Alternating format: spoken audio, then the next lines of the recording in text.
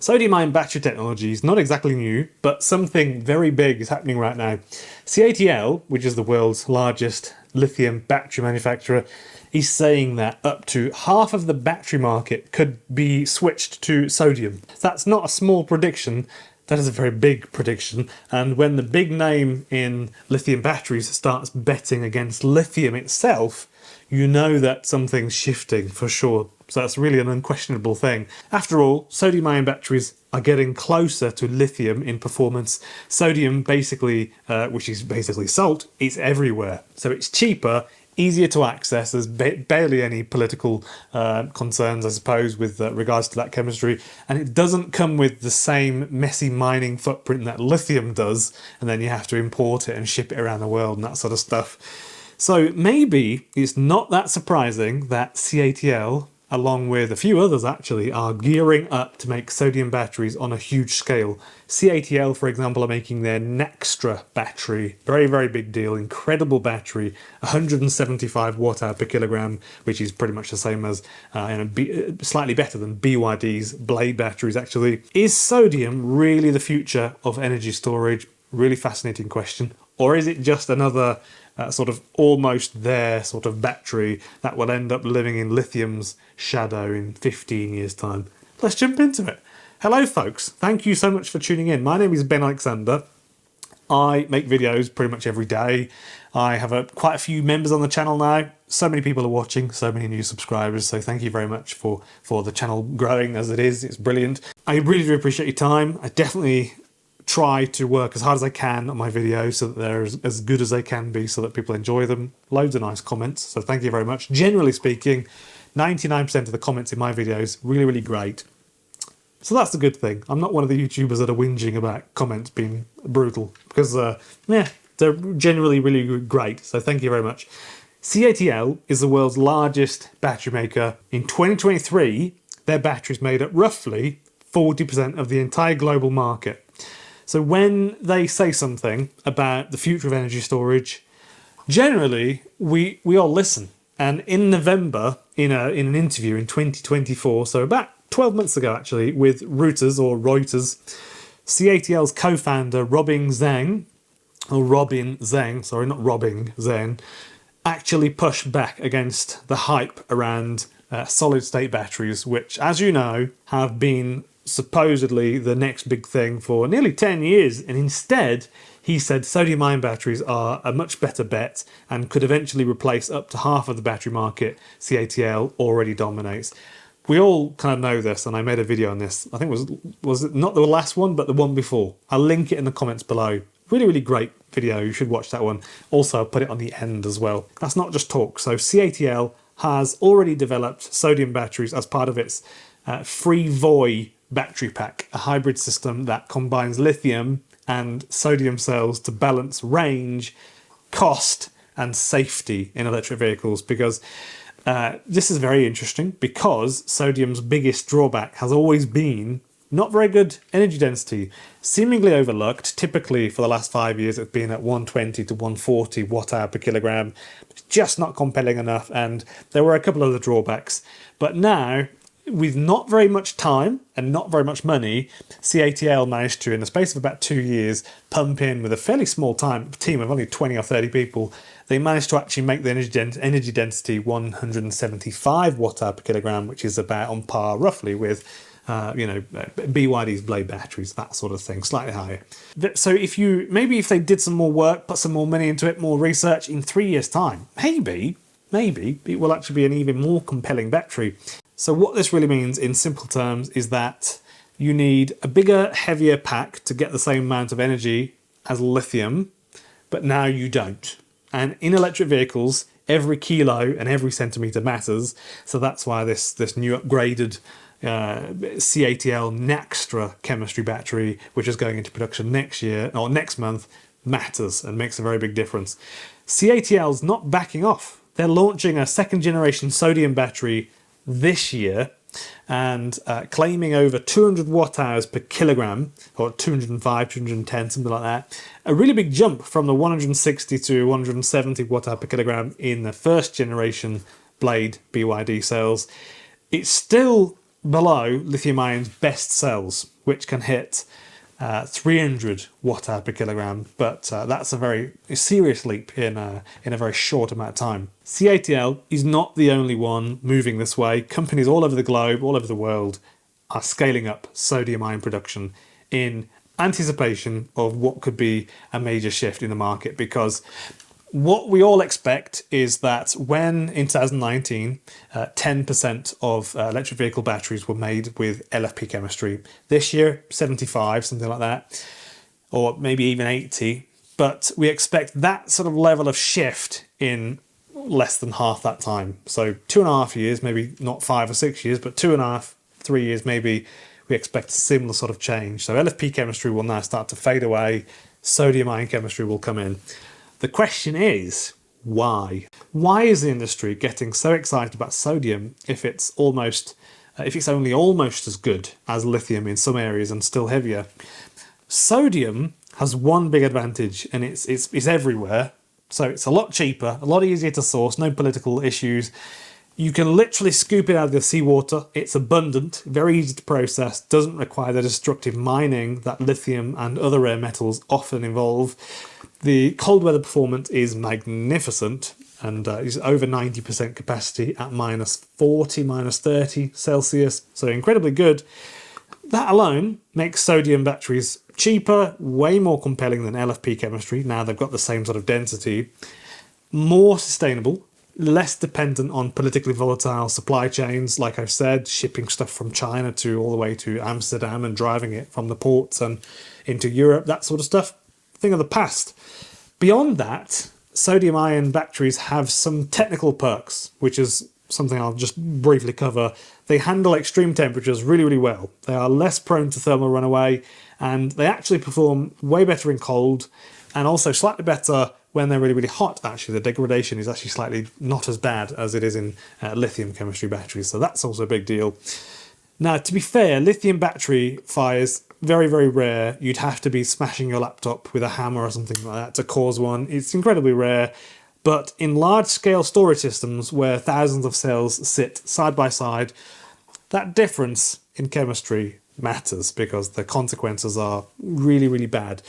If you're, like for example, if your computer bursts on flames or a power bank, you can kind of just chuck it outside or knock it outside, or you can put a fire extinguisher on it. You can't do that in a field full of batteries. So if you're running a solar farm in a hot, dry region, like parts of Australia, parts of the southwest of US, for example, sodium might be the safer choice. And that cold weather performance is exactly why some electric vehicle makers are paying close attention. So lithium-ion cells struggle below -20 degrees Celsius. The ions can start plating onto the anode instead of entering it properly, which reduces performance and can cause permanent damage. CATL says its new second-gen sodium batteries can handle temperatures as low as -40 degrees Celsius, which is impressive. And it's one of the reasons they're starting to see the future for sodium in electric vehicles. And they're not alone. If the world's biggest battery company betting on sodium isn't enough to get your attention, the second biggest one, BYD, obviously you might have heard of them, that might convince you. So BYD is also going in very, very deep with this. They spent a lot of money, a lot of time, lots of people on their books at the minute. They started building a massive new sodium battery gigafactory last year, expected to be fully operational in 2027, and capable of producing 30 gigawatt hours of sodium-ion batteries per year. So this is part of their long-term plan to diversify energy storage options and lower battery costs. BYD says that its sodium-ion batteries will reach price parity with lithium iron phosphate, LFP, chemistry by the end of 2025, and could eventually be up to 70% cheaper as the technology matures within 24 to 36 months after the end of 2025. A very, very big deal. They also unveiled their first large-scale sodium battery energy storage system that's called the MC3, and it has 1,155 kilowatts of power and 2.3 megawatt hours of storage capacity. So I would say a solid start, bigger batteries than I've got on the house. And it's still smaller than a typical lithium system, though, sometimes, but which often store around 5 megawatt hours, actually. But if BYD's price prediction holds true, sodium could start showing up everywhere in power grids, commercial storage, even smaller EVs. So very interesting things happening. It's not just CATL, it's not just BYD. In China, a place called Zhenjiang in Huayu, who are you? Of course. I'll put it on screen, I can't say it, I'm not Chinese. They've already registered their own sodium-ion production line, capable of producing 4 gigawatt hours of cells and modules right now, with plans to scale it to 20 already in the pipeline, basically. So that's another big signal that China's battery industry is shifting, given how much sodium the planet has laying around. Basically, it kind of makes a lot of sense. Outside of China, there's also some real innovation happening. In the US, Natron Energy, a California-based company, has developed sodium-ion batteries that reportedly charge and discharge up to 10 times faster than lithium-ion cells, with an expected lifespan of about 50,000 cycles, so quite a lot. That sounds incredible, but there's a catch. Natron hasn't released a proper energy density data yet, and it's the end of 2025. A 2022 report estimated around 70 watt hours per kilogram, very, very low. I mean, pitifully small, you know, but far below lithium or CATL's newer sodium cells. Maybe has a use somewhere on the planet. I guess it does. I mean, NASA use some cells like that. Incredibly good for when they're in space, some batteries, but very, very low energy density, but they last for years. So that's fine for stationary applications like data centers, but probably not suitable for electric cars yet, because people are already quite whingy that they don't get 200 miles of range in winter, often in small cars like the BYD Atto 1, which is also coming out in a couple of days' time. So yeah, Natron's making serious progress on production. They're building a 24 gigawatt hour sodium battery gigafactory in North Carolina. They already have a smaller plant in Michigan, producing about 600 megawatt hours of sodium batteries per year. The only one of its kind in the US right now, actually, in November 2025. Battery shipments from that facility are expected to start as well this year, by the end of this year. I mean, it's already November and I haven't heard anything. Meanwhile, in research labs, things are moving really, really fast as well. A US team at a place called Dinker Lab has developed a sodium-ion battery using new organic cathode. They call it TAC or TAC. It's made from common non-metallic elements such as carbon or hydrogen or nitrogen as well. Normally, battery cathodes use expensive and difficult to source metals like cobalt, but this one's metal-free and reportedly achieves high conductivity and energy density at about a third the cost. So incredibly cheap. What is fascinating is that TAC was originally designed for lithium-ion batteries, but when they applied it to sodium, it worked really, really good, even better than expected. The carbon nanotubes inside help electrons move through the electrode almost perfectly, giving the battery nearly 100% material utilization, which is incredibly, incredibly rare. And I'm not an expert in this stuff, but I know a bit. It is still in the labs, but not commercialized yet, and it might never make it through mass production hurdles. We don't know. But the research was partly funded by Lamborghini, which tells you that there is genuine commercial interest in high-performance sodium chemistry. It makes a lot of sense, obviously. In Europe, Northvolt, the Swedish battery maker, also made a sodium breakthrough in late 2023, claiming 160 watt-hour per kilogram energy density. Fairly respectable. They were using basically Chinese-made equipment, and they bought it and they'd taken it to Sweden and they were trying to figure stuff out using Chinese tech. So I guess we're not really going to see very much great stuff come from Northvolt, even though I was rooting for Northvolt, honestly, but nothing headline-grabbing, I don't think. Still, it does show that even major European companies were starting to take sodium seriously. So those last 2 or 3 years, big companies have started to see sodium as an alternative to, lithium, basically lithium-ion phosphate. Unfortunately, Northvolt ran into financial trouble in the following year, filed for Chapter 11 bankruptcy, though it is more of a sort of restructuring move than a shutdown. This is what I don't think people quite get. But their Swedish and German operations are actually continuing as normal, and their North American arm is still perfectly active. But it's another reminder that while sodium is promising, the transition won't be simple.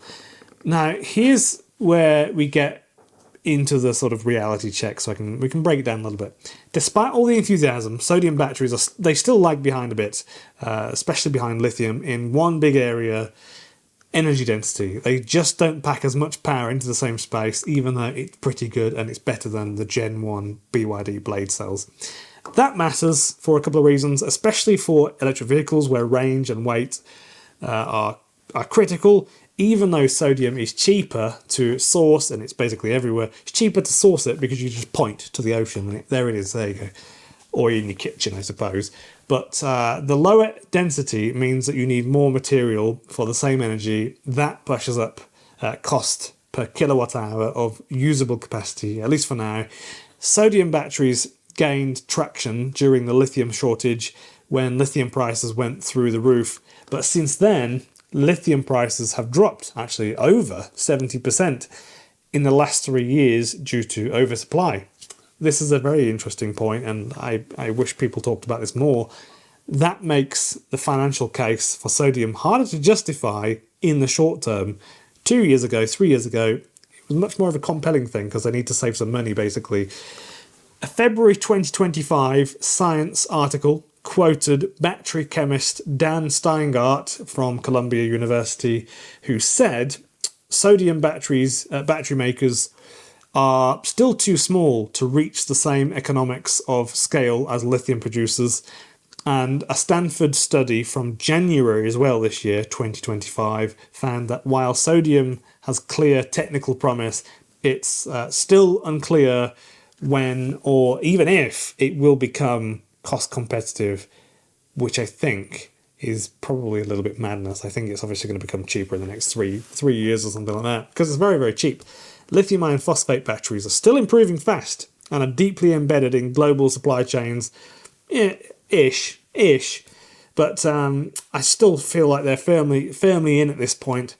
Switching to sodium won't really happen overnight, but it doesn't also take that much money or time to swap factories over, to swap the machines over inside the factories, so I've been told, to stop making LFP chemistry and start making sodium. So that's obviously a big deal.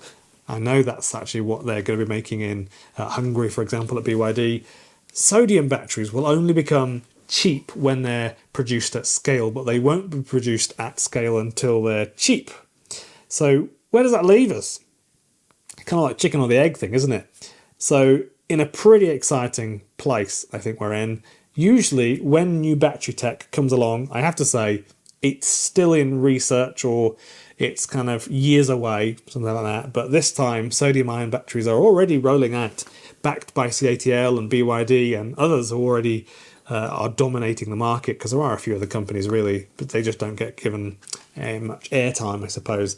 So they're not a lab experiment anymore. They are real. They are good. They're better than the batteries that you get in BYD's blade batteries and that sort of stuff. They're actually better than that. So that's how good they are, and they have some great perks. Sodium-ion tech already commercially viable for grid storage at this point, or what is called TRL 9 or full market readiness. For electric vehicles, it's questionable, but I still think they're good enough. I think we can definitely use Naxtra battery cells in cars immediately. I think they'd be great. The energy density, not necessarily as good as it can be. I think they can definitely squeeze that over 200 if they put some time and effort in. I'm not an expert, I'll just reiterate, but compared to other experimental chemistries, solid state, for example, lithium, sulfur, and others, sodium's challenges look much more manageable, I think. If the progress continues, sodium ion might just be the extra ingredient our energy grid needs, and a big step toward a cheaper, cleaner, more stable battery future. It's looking pretty messy at the minute, I'll be honest. There's so many things to discuss and talk about, so many, politically and economically and all sorts of things, really. What do you think? Could sodium really catch on, or will lithium stay the king for another, 10 years? I doubt it. But let me know your thoughts in the comments. Really interested to know what people are thinking. You're very welcome to subscribe or join as a channel member. and that'd be really greatly appreciated. I also just found out recently, if you're American, can you let me know? I'm just really curious. A YouTuber who I think is great, and I won't mention who they are, but they recently just said that they pay $3,000 a month US for health insurance for him and his wife. Is that right? How much are people paying? If you're an American, would you mind just put the dollar number, how much you pay monthly for health insurance? That seems wild. I think if it was $600 or $500, I'd be crying.